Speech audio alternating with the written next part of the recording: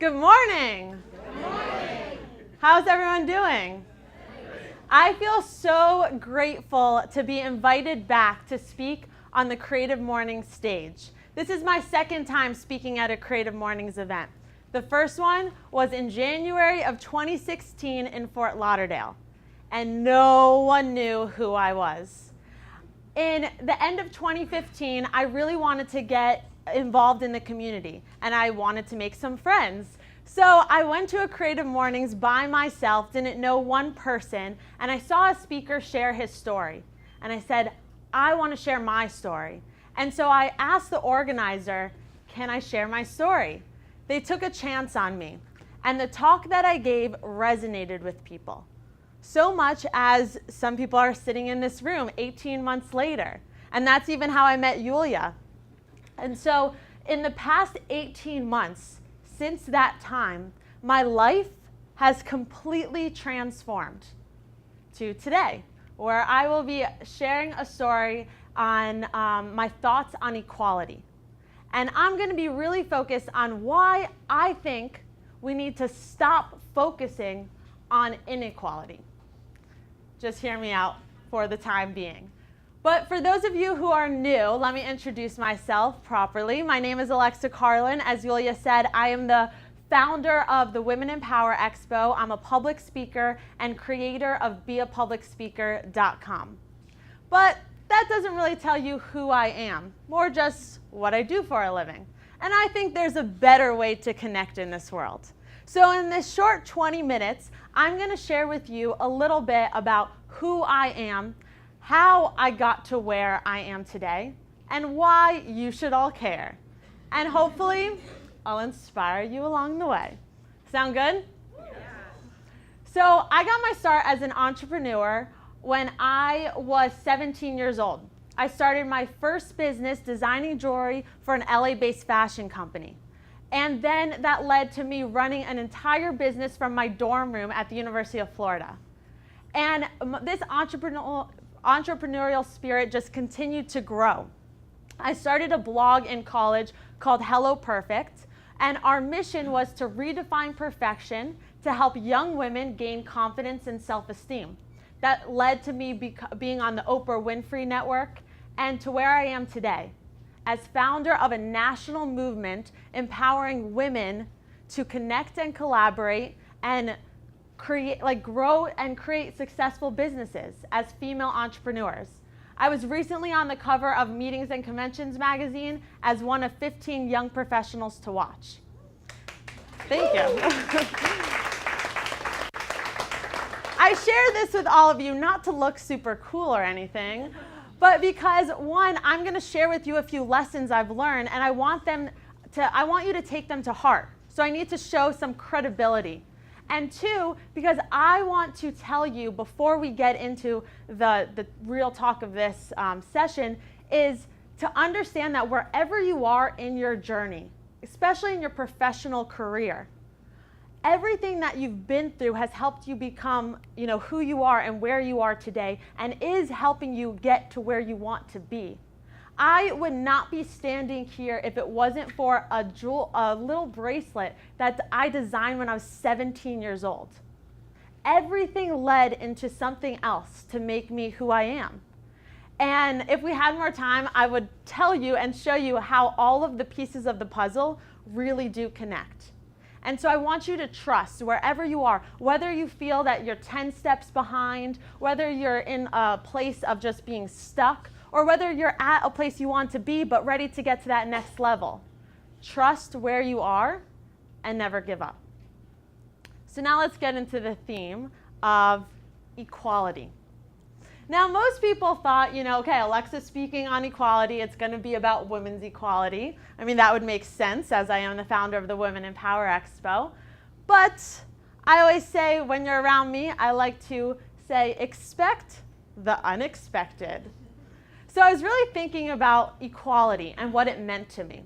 And so I wrote equality on my whiteboard, and for the past couple of days, I've just been staring at it and noticing the thoughts that came about every time I looked at the word. And every time I saw equality, I immediately thought of all the inequality that exists in today's society.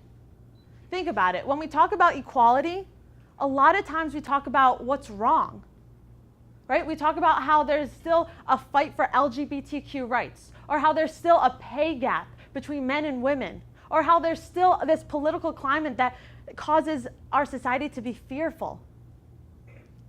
And so I question this. Why, when I think of something positive, such as equality, I immediately retract to something negative, such as inequality? We do that a lot. We tend to feed our obstacles and starve our opportunities. And this needs to change. And I noticed myself doing this, a few years ago in all parts of my life. And the thing that helps change this is just a shift in your focus. A shift in focus. Like all of, I do a lot of research on successful business women and business leaders. And one of the top things they always say to be successful in life is focus. And as an entrepreneur and as a creative, that's so hard to do. And I'm sure a lot of you guys can relate. You know, we're passionate about so many different things. I want to write a book. I want to do an online program. I want to create these national events. I want to have a social life. There's so many things. So I was, spreading myself way too thin at one point until I finally had to take this, this advice to heart. And so how do we shift our focus? It's not really our fault that we tend to look at the negative before the positive. It's just because it's easier, right? It's easier to see everything that's wrong versus see everything that's right. So I've come up with 3 lessons that helped me shift my focus, and I'm going to share them with all of you today. The first one is making a conscious effort on what you choose to focus on. Okay? Your decisions are a choice. What you focus on is a choice. The way you perceive your life is a choice. And I had to learn this really hard way. 4.5 years ago, I was getting ready to graduate college, and I had all my hopes and dreams of my future. And all of a sudden, everything was just taken away from me. A bacteria got into my bloodstream and just started killing my organs very rapidly. My body went into septic shock, and I was induced into a medical coma. I was in this coma for 6 days and in the ICU for a total of 10. This completely changed my entire life. 6 months after I was discharged from the hospital, I was diagnosed with an autoimmune disease. And I lived with this autoimmune disease every single day.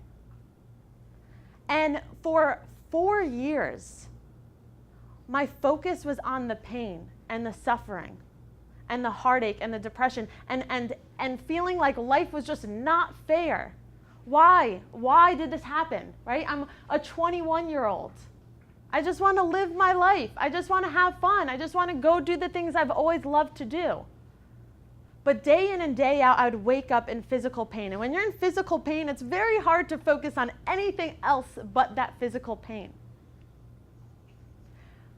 But 4 years is a very long time to be focused on the negative.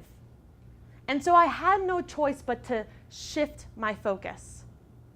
And so I started really making a conscious effort on what I chose to focus on. So anytime I would feel that pain, or anytime I would feel like life just isn't fair, or have that past fear, right? And allowing my past to define who I was, I would shift the focus on what I'm grateful for, or shift the focus on everything that's good in life.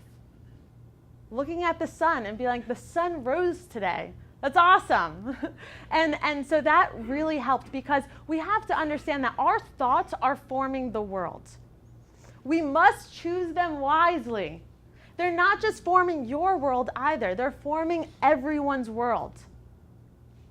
And that's why it's so important to stop focusing on inequality that exists and start focusing on what is good in the world. The second thing is turning fear into confidence. When we're fearful, we complain. When we're confident, we act. Let me say that again. When we're fearful, we complain. When we're confident, we act. Confidence is a very tricky thing also. When I was planning my last expo, it was at the Washington, D.C. Convention Center. Everyone asked me, Alexa, you don't know anyone in Washington, D.C. Like, aren't you scared? You booked the D.C. Convention Center. That's huge. Of course I was scared. But we're always going to be scared as leaders, as entrepreneurs, as creatives, because anything that's worth doing is a little bit risky, right? And so you must take those risks, and that comes with fear. But I was confident in my purpose and confident in my mission. And that confidence overrid any type of fear. And I get people all over on social media asking me, like, how can I gain confidence? That's something we're all trying to get because it's a lifelong process. And I will tell you that confidence really does change the way you become successful in life, in all areas of your life, in personal and professional. And so I want you to understand that confidence is a skill. And skills can be taught. And so you don't need to be born with confidence. Believe me, I was not confident at all growing up. It may be hard to believe, but when I was in middle school, I was so shy that I couldn't even raise my hand in class. And look at me now. So it can be taught. Like, even a couple days ago, I was celebrating my great-grandma's birthday, and a family member that I haven't seen in a very long time was there, and she said, Alexa, what are you doing in your life? What's your career? And I said, well, I'm a public speaker. And the first thing she said was, oh, so you're not that little shy girl anymore. And I was like, I guess I'm not. But it's good to remember that because it can be taught. Two things that have helped me become more confident, and I want to share them with you because they really can change the way that you think about this. The first thing is knowledge. Information that is applied is power. And power brings confidence. That's why for Women in Power Expo, we focus so much on the educational component. We have workshops and different tracks and speakers and keynotes, all to help women entrepreneurs create and grow successful businesses. Because we know that if an entrepreneur feels more confident in the area that they're in this business life cycle that we all go through, they'll be less likely to give up. They'll be more confident when they're sharing what they do with others. They'll be more confident going into a meeting and asking for the amount that they deserve. Or they'll be more confident pitching an investor and getting an investment. That's another thing that we're trying to close the gap on, is the amount of investments going towards women-owned businesses. And so we focus a lot on education. And so whatever craft or skill that you work in, keep on learning more about it. And I mean, you guys are all here this morning to continually learn, and hopefully I'm a good educator this morning, but just keep on doing that. It makes you more confident. The second thing is repetition. Repetition breeds confidence. Put me on a soccer field and I will not be confident at all. Put me on a stage and I'm a little bit more confident because I've spoken on 100 stages in the past 2 years. So if you want to be confident in a certain area of your life, do it over and over and over again. So going back to the 3 lessons, we're on number 3, on why we need to shift our focus from inequality to equality. The third thing is knowing your worth. Now this is probably the simplest lesson I could possibly teach you guys, but it seems to be the hardest lesson to grasp. Everyone's like, yeah, I know I'm worthy, I'm worthy. But if you really understand it in your core, it changes how you interact with people. Talking about equality, knowing your worth, whatever your sexuality is, whatever gender you identify with, wherever you've come from, your background, knowing how worthy you are as your unique self. all of you have the capability to make a huge difference, to accomplish what you want to accomplish in life, to make an impact. And I could say this all day long, and if you stick around with me for long enough or follow me on social media, believe me, I will tell you again and again, because repetition breeds confidence, and I want you to be confident that you are worthy. But I look to science to see if I can get it a little bit more ingrained into your mind to understand just how worthy you are as yourself. Now, it all goes back to the odds. The odds of being you are basically 0. Now, let's just go over this for a little bit, just in the beginning. So basically, the odds of your mom meeting your dad is 1 in 20,000. Then it goes on, because we know how the dating game is very tricky. So the odds of them sticking together to the point that they want to have a child now becomes 1 in 40 million. Now it goes into where, the sperm meets the egg, and the odds of you becoming you instead of your brother or your sister now get to 1 in 400 quadrillion. Then it goes into all the scientific stuff that I'm not knowledgeable enough to confidently explain it to all of you, but basically it comes down to the odds of you being you are 0. How mind-blowing is that? How incredible is that? And if you want this graph, you could email me after and I'll send it to you, because it's so interesting. And so you can't let your individuality, your uniqueness, go to waste, because there's no one like you. And so you have to own who you are, and you have to know your worth and share that with the world. Because you keeping it to yourself is doing a disservice to the world. So now going back to our grand theme of focusing on equality. Don't wait until you have something to be someone. Don't wait until you have something to be someone. You are already someone of worth. You are already equal in at least everyone's eyes here. And as you understand that, you start surrounding yourself with people who love and respect you for who you are. And so we're shifting our focus from inequality to equality.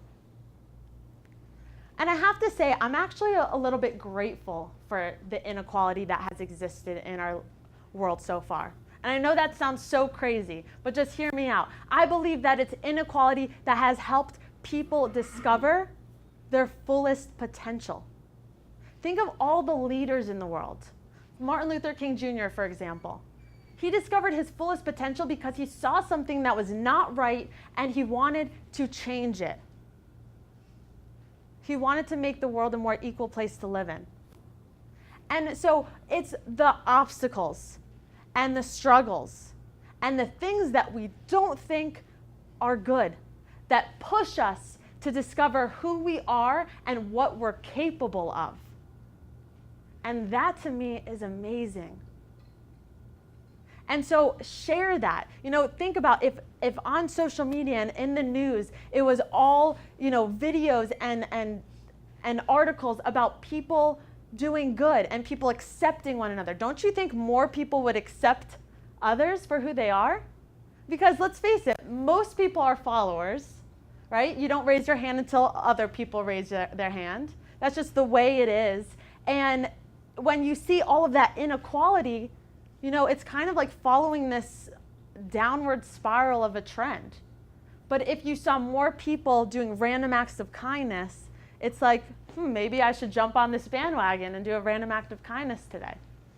And so I'm asking all of you as South Florida leaders and South Florida creatives and the movers and shakers of the world to change that, to see the good before you see the bad. Look for the positive before the negative. We must believe that we can all have an equal chance to make a difference if we want any real difference to be made. Thank you.